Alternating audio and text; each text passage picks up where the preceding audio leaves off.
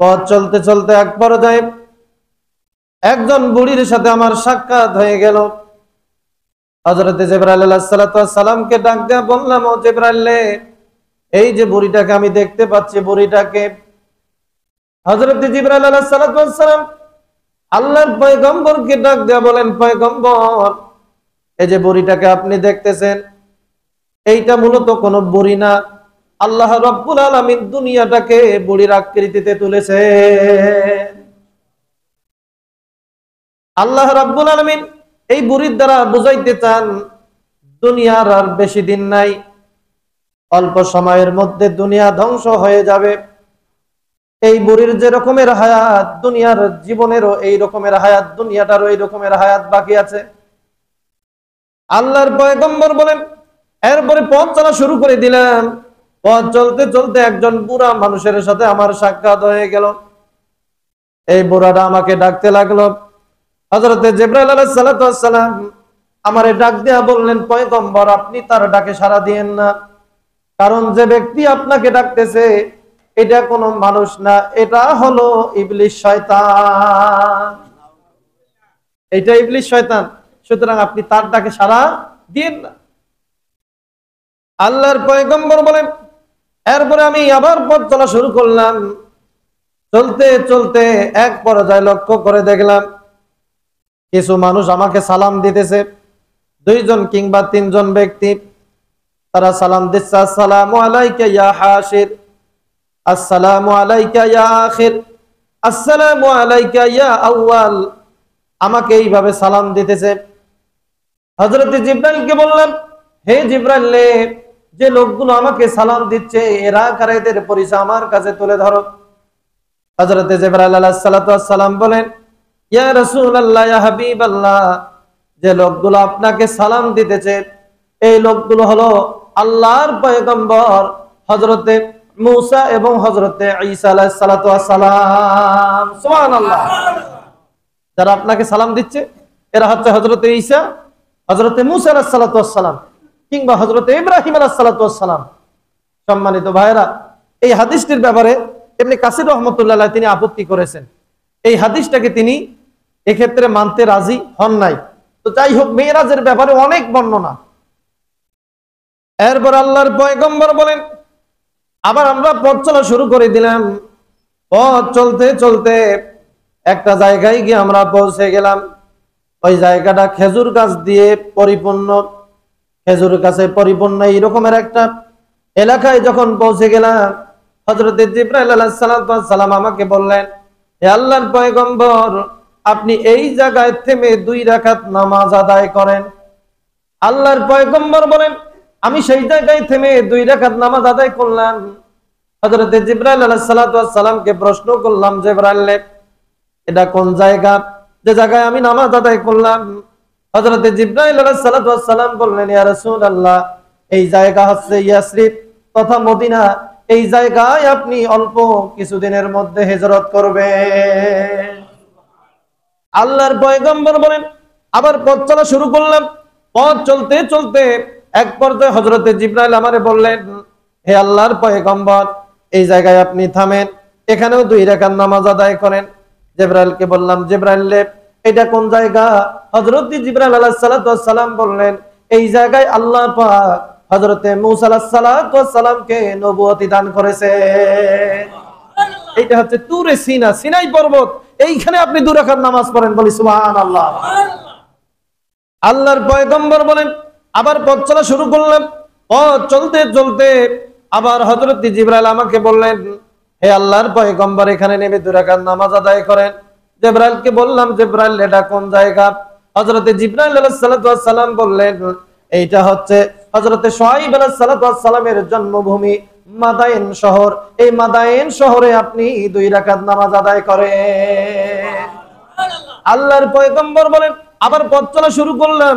চলতে চলতে হযরত জিবরাইল আলাইহিস সালাতু ওয়াস সালাম আবার আমাকে বললেন, হে আল্লাহর পয়গম্বর, আরেকটি জায়গায় আমরা এসেছি, এখানে আপনি 2 রাকাত নামাজ আদায় করেন। হযরত জিবরাইল আলাইহিস সালাতু ওয়াস সালাম যখন আমাকে 2 রাকাতের কথা বললেন, নামাজ শেষ করার পরে হযরত জিবরাইলকে আমি বললাম, জিবরাইল, এটা কোন জায়গা যে জায়গায় আবার আমি নামাজ আদায় করলাম? হযরত জিবরাইল আলাইহিস সালাতু ওয়াস সালাম ডাক দিয়ে বলেন, আল্লাহর পয়গম্বর, এই জায়গা হচ্ছে বাইতে লাহাম। এই জায়গাতে আল্লাহর পয়গম্বর হযরত ঈসা আলাইহিস সালাতু ওয়াস সালামকে আল্লাহ পাক নবুয়তি দান করেছে। এই জায়গাতে হযরত ঈসা আলাইহিস সালাতু ওয়াস সালামকে আল্লাহ পাক নবুয়তি দিয়েছেন। সুতরাং এই জায়গায় নেমে আপনি 2 রাকাত নামাজ আদায় করেন। আল্লাহর পয়গম্বর 2 রাকাত নামাজ আদায় করেছেন, বলি সুবহানাল্লাহ। সম্মানিত ভাইরা, আমরা কোথাও গেলে এখান থেকে আমাদের একটা শিক্ষার বিষয় হচ্ছে, কোন জায়গায় যদি যাই অন্ততপক্ষে 2 রাকাত নফল নামাজ পড়ার আমরা চেষ্টা করব। আপনি যখন কোন নতুন কোন মসজিদে যাবেন, এক জায়গা থেকে অন্য জায়গায়, সেই মসজিদে ঢুকে আপনি 2 রাকাত তাহিয়াতুল উযুর নামাজ পড়ার চেষ্টা করবেন, কেননা এটা হচ্ছে আল্লাহর পয়গম্বরের সুন্নাত, বলি সুবহানাল্লাহ। এরপর আল্লাহর পয়গম্বর বলেন, আবার আমরা পথ চলা শুরু করলাম। চলতে চলতে ডান দিক থেকে এক ব্যক্তি আমাকে ডাকতে লাগলো। হযরত জিবরাইল আলাইহিস সালাতু ওয়াস সালাম বললেন, আল্লাহর পয়গম্বর, খবরদার আপনি এই ব্যক্তির ডাকে সাড়া দিবেন না, কেননা যে ব্যক্তি আপনাকে ডাকতেছে এ কোনো সাধারণ ব্যক্তি নয়, এ হচ্ছে একজন ইহুদি। সুতরাং ইহুদিটাকে আপনি সাড়া দিয়েন না। আল্লাহর পয়গম্বর বলেন, আবার পথ চলা শুরু করলাম। বাম দিক থেকে আরেক ব্যক্তি আমাকে ডাকতে লাগলো। ভাইরা আমার, হযরতে জিবরাইল আলাইহিস সালাতু ওয়াস সালাম আল্লাহর পয়গম্বরকে ডাক দিয়ে বললেন, পয়গম্বর, এই ব্যক্তির ডাকে আপনি সাড়া দিয়েন না, কেননা এই ব্যক্তি হলো খ্রিস্টান। এই ব্যক্তি কি? খ্রিস্টান। আল্লাহর পয়গম্বর এরপর বলেন, আবার পথ চলা শুরু করলাম। পথ চলতে চলতে একজন সুন্দরী রমণীর সাথে আমার সাক্ষাৎ হয়ে যায়। সুন্দরী রমণী আমারে ডাকতেছে। হযরত জিবরাইল আলাইহিস সালাতু ওয়াস সালাম আমাকে ডাক দেয়া বললেন, পয়গম্বর, আপনি এই সুন্দরী রমণীর ডাকে সাড়া দিয়েন না, কেননা এটা কোনো সুন্দরী রমণী না, এটা হচ্ছে দুনিয়া। আল্লাহ রাব্বুল আলামিন দুনিয়াকে চাকচিক্য করে সৃষ্টি করেছেন। সেই দুনিয়ার স্বরূপটা, দুনিয়ার যে রূপ লাবণ্যটা, এইটা আল্লাহ পাক একজন রমণীর আকৃতিতে আপনার সামনে তুলে ধরেছে। দুনিয়াটাকে আপনার সামনে তুলে ধরেছেন একজন সুন্দরী রমণীর আকৃতি দিয়ে। সুতরাং আপনি এই রমণীর ডাকে সাড়া দিয়েন না। আপনি যদি তার ডাকে সাড়া দেন, আপনার যত উম্মত আছে সব দুনিয়াদার হয়ে যাবে। সব কি হয়ে যাবে? দুনিয়াদার, দুনিয়ার জন্য পাগল হয়ে যাবে। ভাইরা, আল্লাহর পয়গম্বর এই মহিলার ডাকে সাড়া দেন নাই, তাতে আমরা যত দুনিয়ার পাগল। আর সাড়া দিলে পরে কি অবস্থা হইতো চিন্তা করছেন? আপনাদেরকে আজগুবি কোনো কথা শোনাচ্ছি না ভাইরা, এগুলো হাদিস। এগুলো কি হাদিস শোনাচ্ছি আপনাদেরকে, এগুলো মুতাওয়াতির পর্যায়ের হাদিস। এই হাদিসগুলো আপনারা পাবেন সিরাতে মুস্তাফা নামে একটা কিতাব আছে, সেইখানে আপনারা সুন্দর করে এই হাদিসগুলো পাবেন। এছাড়াও ইবনে কাসিরেও হাদিসগুলো বর্ণিত হয়েছে ভাইরা।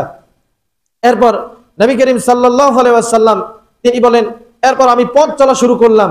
পথ চলতে চলতে লক্ষ্য করে দেখলাম যে এক ব্যক্তি জমিন চাষ করতেছে, আবার সেইখানে বীজ বপন করতেছে, আবার ওই দিনে সেই বীজ থেকে চারা বের হয়, গাছ হয়, ফল টল ধইরা ওইখানে পেকে যাচ্ছে, ওই দিনে সে কর্তন করতেছে। সুবহানাল্লাহ বলেন।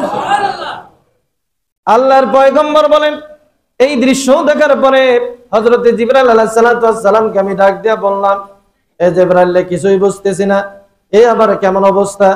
একদিনে বীজ বপন করে, একদিনে আবার শস্য কর্তন করে ঘরে তোলে, এটা আবার কেমন দৃশ্য? আল্লাহর পয়গম্বর যখন জিবরাইল আলাইহিস সালাতু ওয়াস সালামকে এই প্রশ্ন করলেন, হযরত জিবরাইল আলাইহিস সালাতু ওয়াস সালাম আল্লাহর পয়গম্বরকে ডাক দিয়ে বলেন, পয়গম্বর, এই যে ব্যক্তিকে আপনি দেখতে পাচ্ছেন, এই ব্যক্তি হচ্ছে আপনার উম্মতের ভিতরে যে ব্যক্তি আল্লাহর জমিনে আল্লাহর দ্বীন কায়েম করতে গিয়া জিহাদের ময়দানে গিয়া জিহাদ করেছে। আল্লাহ রাব্বুল আলামিন সেই ব্যক্তিকে যে কি পরিমাণ সওয়াব দান করবেন, সেই সওয়াবের দৃশ্য দেখানোর জন্য আপনার সামনে এই ব্যক্তিকে তুলে ধরা হয়েছে। সুবহানাল্লাহ। যে ব্যক্তি আল্লাহর রাস্তায় জিহাদ করে, জিহাদকারীদের কি সম্মান, কি মর্যাদা, কি সওয়াব, এই দৃশ্য দেখানোর জন্য আল্লাহ রাব্বুল আলামিন এই ব্যক্তিকে আপনাকে এই দৃশ্যটা দেখাচ্ছে, বলি সুবহানাল্লাহ। সম্মানিত ভাইরা, চিন্তা করেন, হযরত জিবরাইল আলাইহিস সালাতু ওয়াস সালাম বলেন, ইয়া রাসূলুল্লাহ, আপনার উম্মতের মধ্যে যারা জিহাদ করবে তাদেরকে 700 গুণ থেকে 700 গুণের চেয়েও বেশি আল্লাহ পাক সওয়াব দান করবেন, বলি সুবহানাল্লাহ। 700 গুণের চেয়েও বেশি সওয়াব আল্লাহ পাক দান করবেন। চিন্তা করছেন ভাইরা? একটু চিন্তা করেন তো, একদিনই শস্য রোপণ করে, আবার একদিনই কর্তন করে, এর মতো কি ধনী ব্যক্তি আর কেউ হতে পারবে? হ্যাঁ, চিন্তা করেন, সবটাকে এটার সাথে তুলনা করা হয়েছে। যারা আল্লাহর জমিনে আল্লাহর দ্বীন কায়েমের জন্য জিহাদ করে, জিহাদকারী যারা, আল্লাহ পাক তাদেরকে যে এই মর্যাদা দিবেন তার বাস্তব প্রমাণ নবী করিম সাল্লাল্লাহু আলাইহি সাল্লামকে আল্লাহ পাক মেরাজের রজনীতে দেখিয়ে দিয়েছেন, বলি সুবহানাল্লাহ। সম্মানিত ভাইরা, এরপর দেখেন এই মেরাজের রাতে আল্লাহ পাক কি মর্যাদা দিয়েছেন। এরপর নবী করিম সাল্লাল্লাহু আলাইহি সাল্লাম বলেন, আবার পথ চলা শুরু করলাম। পথ চলতে চলতে লক্ষ্য করে দেখলাম কিছু মহিলার হাতের আঙ্গুলগুলো হচ্ছে তামার, এই যে হাতের যে নখগুলো আছে এই নখগুলো হচ্ছে তামার নখ। কিসের নখ বলেন তো? তামার নখ, লোহার নখ। হযরত জিবরাইল আলাইহিস সালাতু ওয়াস সালামকে ডাক দিয়ে বললাম, জিবরাইল, এই যে লোকগুলোকে আমি দেখতেছি তাদের নখ হচ্ছে তামার নখ, তারা আবার এই নখ দিয়ে তাদের মুখকে ক্ষতবিক্ষত করে ছাড়তেছে, তাদের বক্ষদেশকে ক্ষতবিক্ষত করতেছে। হযরত জিবরাইলকে ডাক দিয়ে বললাম, জিবরাইল, এরা কারা? এদের পরিচয় আমার সামনে তুলে ধরো। হযরত জিবরাইল আলাইহিস সালাতু ওয়াস সালাম আল্লাহর পয়গম্বরকে ডাক দিয়ে বলেন, পয়গম্বর, এই লোকগুলো হচ্ছে আপনার উম্মতের ভেতরে যারা মানুষের গীবত করে, শিকায়েত করে, পরনিন্দা করে। এই পরনিন্দাকারীরা নিজেদের মুখকে তারা নিজেরাই ক্ষতবিক্ষত করতেছে। চিন্তা করেন তো ভাইরা, যারা মানুষের কথা নাড়াচাড়া করে, নকলায়, মান নাকালা মিনকা নাকালা ইলাইকা, আপনার কথা অন্যের কথা যে আপনার কাছে এসে নকলায়, সে অবশ্যই আপনার কথা আরেকজনের কাছে নকলাবে। এজন্য ভাইরা, কারো কথা গীবত শোনাও যাবে না, গীবত করাও যাবে না, কারো চকলকুরি করাও যাবে না, চকলকুরি শোনাও যাবে না। উভয়টাই হচ্ছে হারাম। উভয়টা কি? হারাম। আপনি যদি কারো সম্মান নিয়ে টানাটানি করেন, আল্লাহ রাব্বুল আলামিন এই অবস্থা আমাদেরকে ফেলবেন ভাইরা। সুতরাং কারো কথা নিয়ে আমাদের নাড়াচাড়া করা যাবে না, গীবত শিকায়েত করা যাবে না। আল্লাহ রাব্বুল আলামিন এই পাপ থেকে যেন আমাদেরকে হেফাজত করেন, বলে আমিন। এরপর আল্লাহর পয়গম্বর বলেন, আমরা পথ চলা শুরু করলাম। চলতে চলতে লক্ষ্য করে দেখলাম একদল মানুষের মাথাকে চূর্ণ বিচূর্ণ করা হচ্ছে। আল্লাহর ফেরেশতারা বিশাল বিশাল পাথর হাতে নিয়ে ওই লোকগুলোর মাথাতে আঘাত করা হচ্ছে। আঘাত করার সাথে সাথে মাথায় যে মগজগুলো রয়েছে, মগজগুলো চতুর্দিকে ছড়িয়ে ছিটিয়ে পড়তেছে। হযরত জিবরাইলকে প্রশ্ন করলাম, হে জিবরাইল, এরা কারা? এদেরকে কেন এইভাবে শাস্তি দেওয়া হচ্ছে? হযরত জিবরাইল আলাইহিস সালাতু ওয়াস সালাম বলেন, ইয়া রাসূলুল্লাহ, ইয়া হাবিবাল্লাহ, এরা হচ্ছে আপনার উম্মতের ওই সমস্ত লোক যারা 5 ওয়াক্ত নামাজের ইহতিমাম করে নাই। যারা 5 ওয়াক্ত নামাজের ইহতিমাম করে নাই, যারা 5 ওয়াক্ত নামাজ পড়ে নাই ঠিক মতো, আল্লাহ পাকের যে ফরজ বিধানগুলো, এই ফরজ বিধানগুলোর ব্যাপারে শিথিলতা দেখিয়েছে, আপনার ওই উম্মতদেরকে এইভাবে শাস্তি দেওয়া হচ্ছে। বলি নাউজুবিল্লাহ। ভাইরা আমার, আজকে আমরা নামাজ পড়ি না। দেখেন নবী করিম সাল্লাল্লাহু আলাইহি সাল্লাম বলছেন, যে ব্যক্তি নামাজ পড়বে না ওর হাসর হবে ফেরাউনের সাথে, ওর হাসর হবে হামানের সাথে, ওর হাসর হবে কারুনের সাথে, ওর হাসর হবে উবাই ইবনে খালফের সাথে। পৃথিবীর সবচেয়ে বড় বড় 3 জন কাফের, এই 3 জন কাফেরের সাথে তার হাসর নাসর হবে। চিন্তা করছেন? আর একজন হচ্ছে মুসলমান, কারুন। কারুন কি ছিল? মুসলমান ছিল, নাম কাওয়াস্তে মুসলমান, মুনাফিক মার্কা মুসলমান ছিল। সে নিজের স্বার্থের জন্য হযরত মূসা আলাইহিস সালামের বিরোধিতা করেছে, ফেরাউনের দরবারে দালালি করেছে। এই রকমের মুসলমানেরও কিন্তু আমাদের দেশে অভাব নাই। আছে? অভাব নাই, অভাব নাই ভাইরা।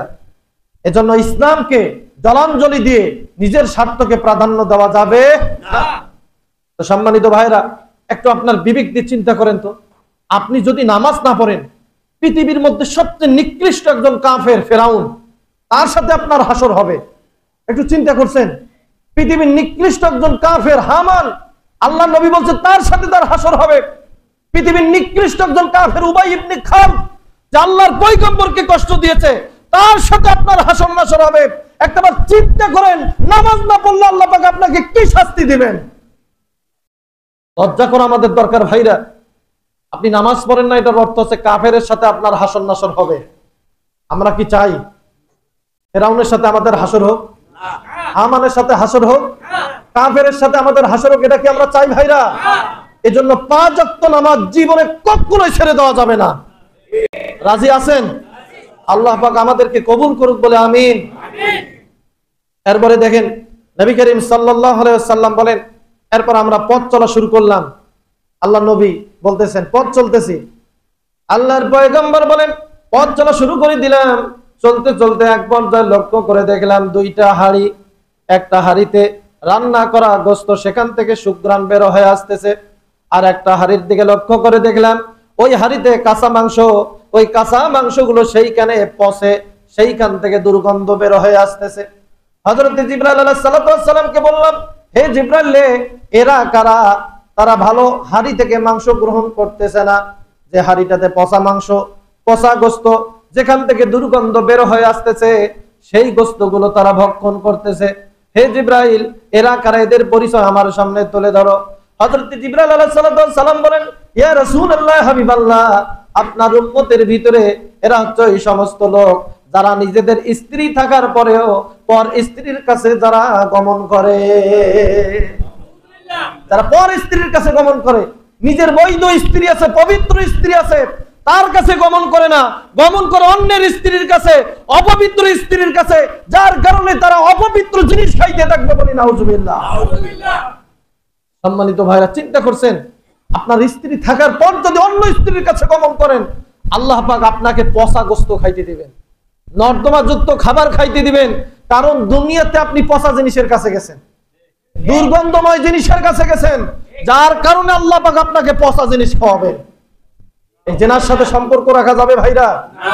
সম্মানিত ভাইরা, দেখেন, আমরা আজকে এই জেনাটাকে কিছুই মনে করি না, পাপকে আজকে আমরা কিছুই মনে করি না। আপনারা জানেন, পাপ করলে শরীর থেকেও দুর্গন্ধ আসে। পাপ করলে কি আসে? দুর্গন্ধ আসে ভাইরা।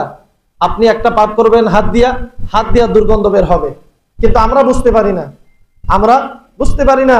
দেখেন, নবী করিম সাল্লাল্লাহু আলাইহি সাল্লাম হাদিসে কি বলছেন? আল্লাহ নবী বলেন, হযরত আজরাইল আলাইহিস সালাম যখন কোন ব্যক্তির জান কবজ করার জন্য আসে,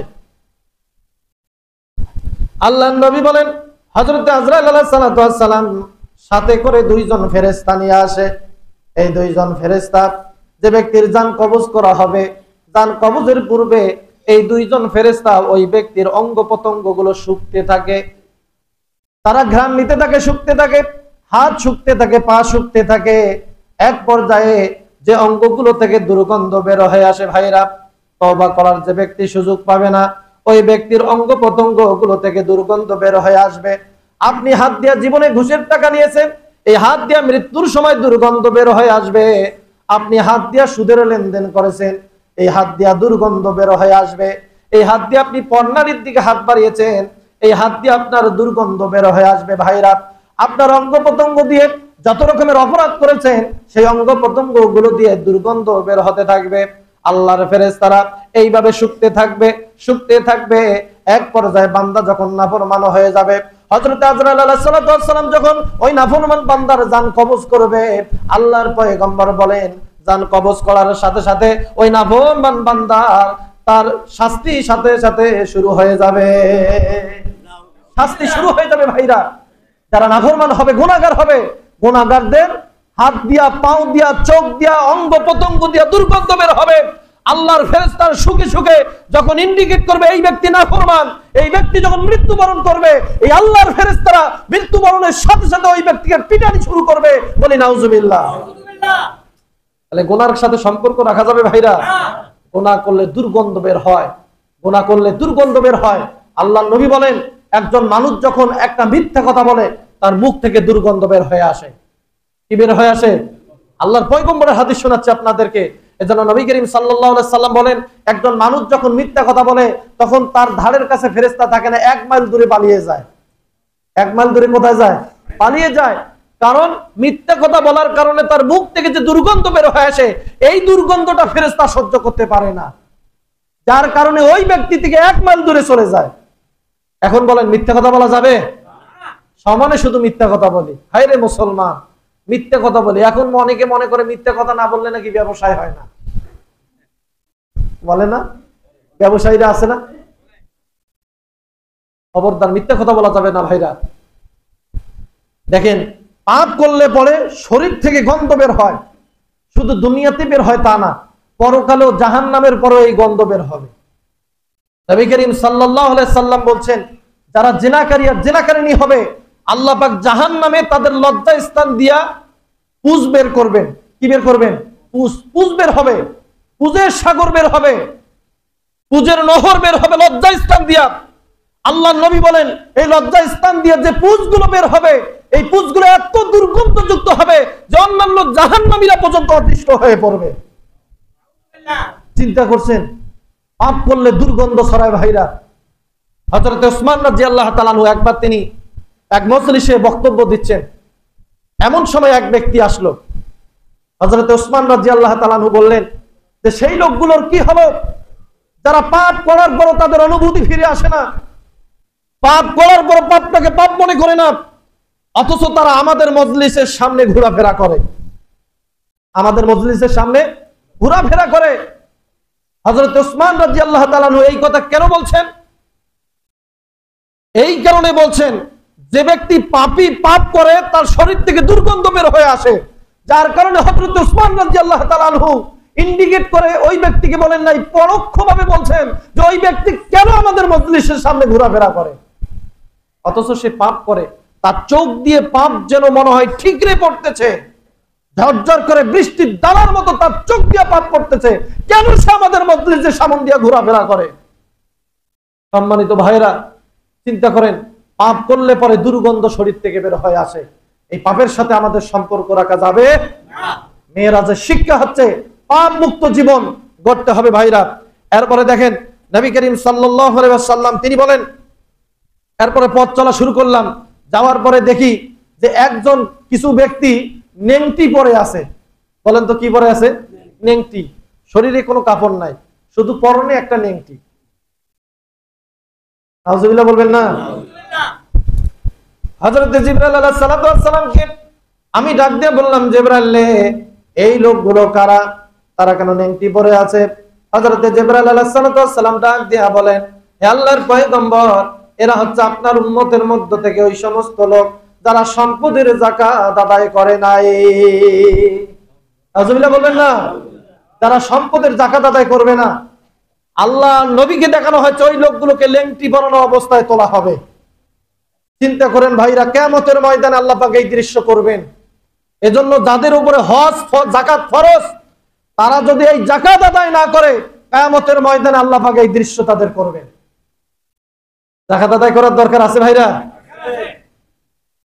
যাকাত আদায় করি না আমরা, অনেকে আছি নামাজ পড়ি ঠিক, কিন্তু যাকাতের বেলায় গেলে মাথা খারাপ হয়ে যায়, মেজাজ গরম হয়ে যায়, যে কষ্ট করে কামাই করি, এত টাকা যাকাত দেব। আছে না এরকম মানুষ? আছে না? আপনি যদি এই কথা বলেন তাহলে বুঝবেন যে আপনার ভিতরে কারুনের স্বভাব আছে। কার স্বভাব? কারুন বলছিল হযরত মুসা আলাইহিস সালাতু ওয়াস সালামকে, মুসা, আরে বলোটা কি, এত আমি সম্পদ যাকাত দেব মানে? আমার বুদ্ধি খাটায়া বিবেক খাটায়া এই সম্পদ আমি ইনকাম করেছি, আর এই সম্পদ আমি খামাখা গরিব দুঃখীদেরকে দেব, আমাকে কি তুমি পাগল পাইছো? চিন্তা করছেন? এই কারণে স্বভাব আমাদের অনেকের মাঝে আছে ভাইরা। এই জন্য যাদের উপরে যাকাত ফরজ, আল্লাহর রাস্তে যাকাত আদায় করেন, বিশ্বাস করেন যাকাত যদি আপনি আদায় না করেন, আল্লাহর পয়গম্বর বলছেন যতই নামাজ পড়ো, যতই রোজা রাখো, আল্লাহর দরবারে একটাও কবুল হবে না। কারণ যাকাত আদায় না করলে আপনি হারাম খাচ্ছেন, আপনি ময়লা আবর্জনা খাচ্ছেন। আচ্ছা বলেন তো, আপনার বাড়িতে গরু বকরি ছাগল গোয়াল ঘরে পেশাব পায়খানা করে, সেগুলা আমরা ভিড়াতে নিয়ে যা ফেলাই দেই, দেখি দেই না? ভিড়াতে ফেলাই দেই না?